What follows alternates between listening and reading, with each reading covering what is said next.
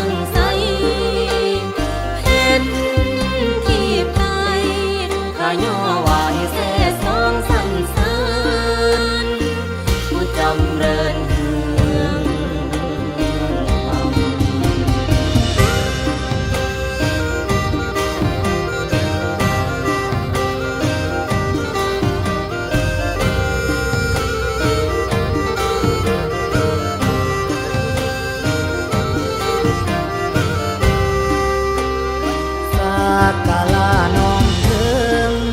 โอ้เพิงผู้เจ้านาคาพญา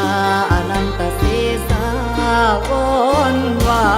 ดาสุนเบืองเมืองให้เคิงสุขสมข้าย่อกงเดสันเจ้าย่าอุตสานั้นหวานมันข้าเปล่าจ้าสิทธิพระพรอันบอนทั่วทิศาเสื่อมองค์นาคาเจ้าพญาปฐมวงศ์เป็นตามประสงค์ย่อขันพงอัญชุลีองค์แผ่บารมีบุญนำวจีวรสาการะ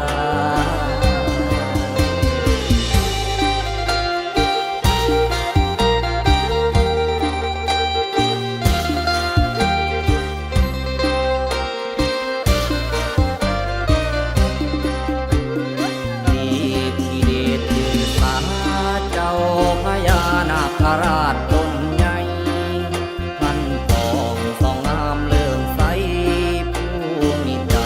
รักษาสินทาน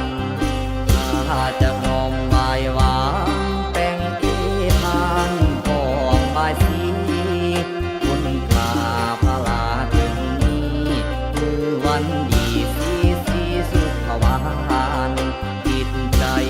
ใส่เบิกบานวอนสวงการผู้กาสาขอแก่จอมนาคาอนันตศีสาขลานำคุณ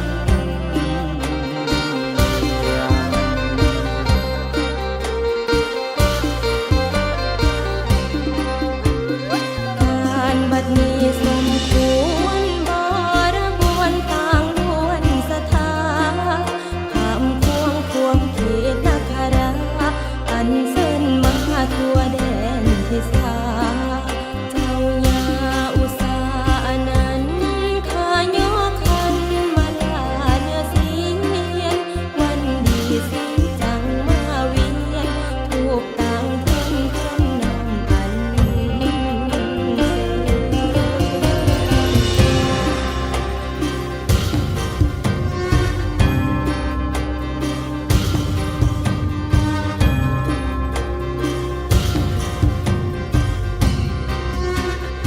น้อมพระนมยั่วเชิญจำเริญคุ้งขาแต่งถวยด้วยมโนในคำนำทั้งแจ้งเน่งแล้วให้ใส่ซองบุญน่ะมีให้คิดตองลายต่อของเขารัตนา